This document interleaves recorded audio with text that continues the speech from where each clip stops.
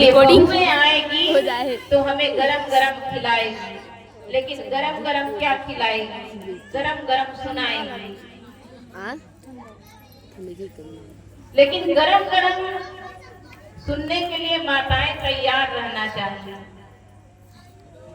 आज बहू सुना रही है तो वह भी कल सासू बनेगी।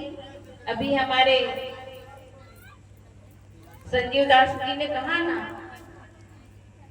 कि आज हमारी बारी है कि आज हम बहू हैं, अपने सास के साथ अन्याय करते हैं तो कल हमें भी उसको भोगना ही पड़ेगा। हम भी वैसे ही सासू बनेंगे तो हमारा भी घर में हम जो चाहते वही हमको देना आरंभ करना चाहिए। पक्का लेकिन हम ऐसा नहीं करते। एक बार एक छोटा सा बच्चा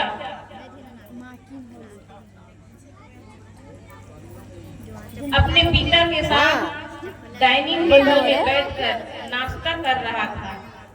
उसकी बूढ़ी दादी बैठी थी और बैठी थी तभी पेपर पढ़ रही थी। सुबह का समय था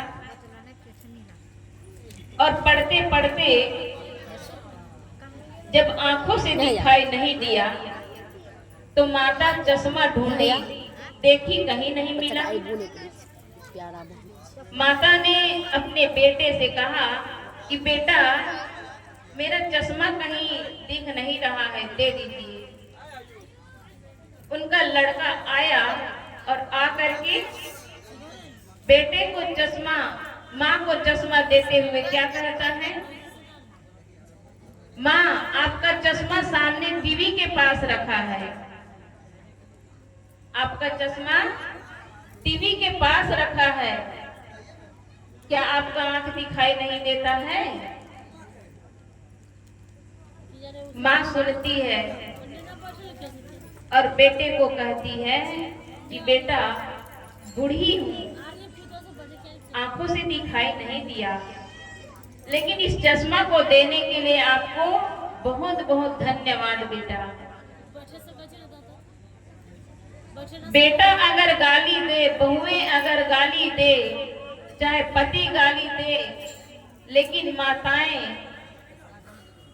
माताओं के मुख से गाली नहीं निकलता है, अपने बच्चों के लिए दुआ ही निकलता है। धन्यवाद देते हुए उन्होंने चश्मा लगाकर पढ़ना स्टार्ट किया। तभी वह लड़का नाश्ता किया और अपने ड्यूटी में जाने के लिए तैयार होता है। तैयार होते होते अपनी पत्नी से कहता है कि सुनो जी, मेरा बेल्ट देखे हैं क्या? वीडियो बनी जल्दी। पत्नी हाथ दर्द करे लगी। भंडार से निकलने से पूर्व उनके बेटा ही निकल जाता है। थोड़ा सा बना बस। उनका 5 साल का बच्चा अपने बेडरूम में